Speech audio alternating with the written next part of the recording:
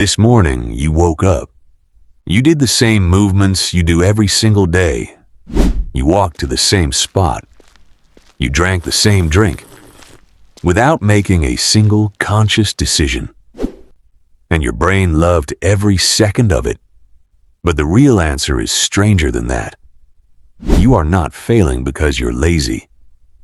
You're not failing because you lack willpower.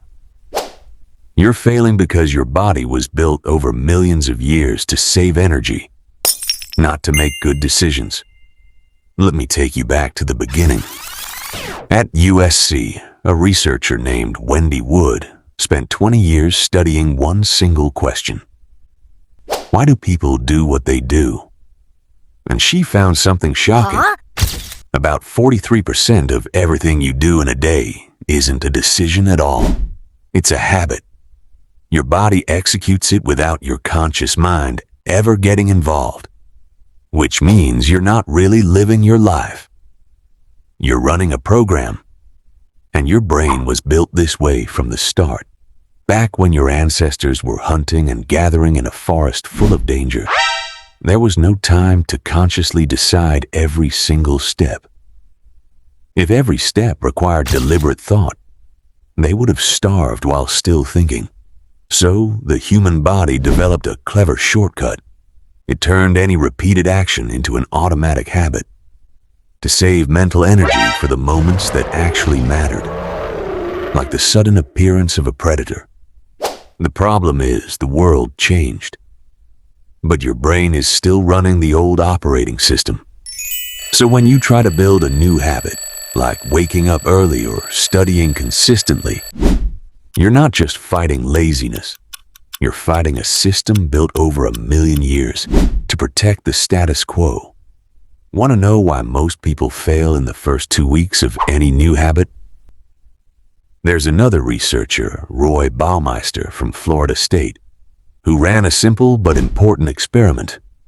He put people in a room filled with the smell of fresh cookies. Half the group was told to eat the cookies. The other half was told to eat only radishes, while the cookies sat right in front of them. Then he gave everyone an impossible concentration test. The people who ate radishes, the ones who had to resist temptation, gave up much faster than the people who got to enjoy the cookies freely. The result? Willpower isn't an infinite resource. It's more like a muscle that gets tired. Every time you resist something, you're spending from a limited account. And once that account runs dry, you can't resist anymore, even if you desperately want to. So if you're trying to build 10 new habits at once, and every single one requires willpower, you've already lost the fight from the start. Not because you're weak, because the math was never on your side. So how do some people actually succeed? This is where a Stanford researcher named B.J. Fogg comes in, the founder of the Behavior Design Lab. He said something that changed how a lot of scientists think about habits.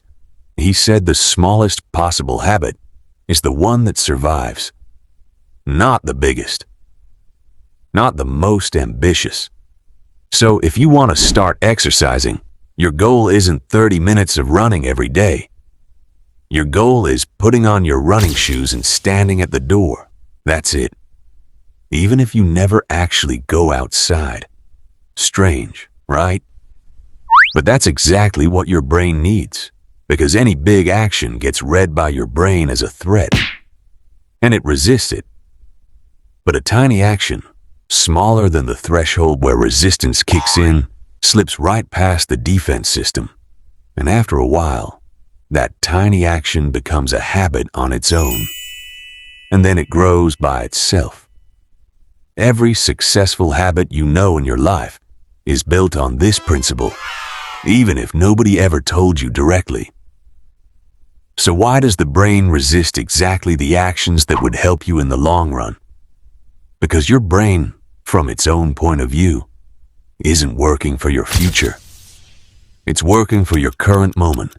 This is another inheritance from your ancestors. Immediate reward mattered more than any delayed reward, because life was short and dangerous. and no one was ever sure they'd live to see tomorrow. So your brain is wired to prefer eating today over health 10 years from now, to prefer comfort today over success next month. That's not a flaw in you. It's an ancient design running in a completely different world. And this brings us to the real reason behind the 10 habits most people ignore. It's not because they don't know about them. Almost everyone knows they should sleep well, move their body, read, and take time to think. But people ignore these habits because there's no immediate reward. The result shows up weeks or months later. And your brain isn't built to value something that distant. And here lies the real difference between the people who succeed and the people who fail. It's not intelligence. It's not luck. The difference is that successful people design their system in a way that tricks their ancient brain into believing the reward is close, even when it isn't. How do they do it?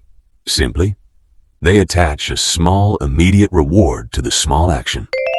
They celebrate a tiny step as if it were a major achievement, and the brain believes it. It releases the same chemicals your ancestors felt after finding food at the end of a long hunt. Which means success isn't a battle of willpower. Success is a clever design of a very old reward system. Think with me for a second. The last time you tried to change a habit, was your goal huge from the start? Or were you building gradually?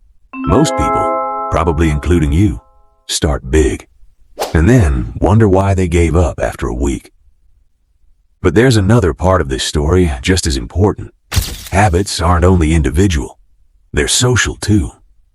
Your ancestors lived in small groups, and any behavior that stood out from the group was a real danger. Being cut off from the tribe usually meant death. So even now, if the people around you have a certain habit, you'll find yourself adopting it without ever making a conscious decision.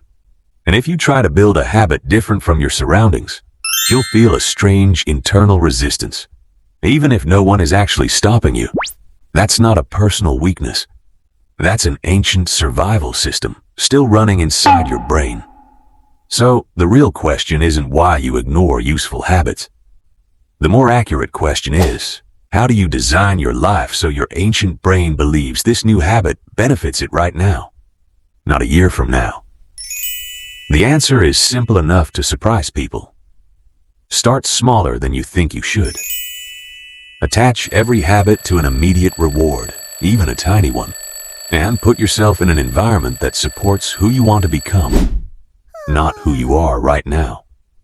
Tonight you'll wake up tomorrow morning and do the same movements, the same choices, and your body will be just as content as it is every single day. But this time, you'll know why. And you'll know the problem was never really you.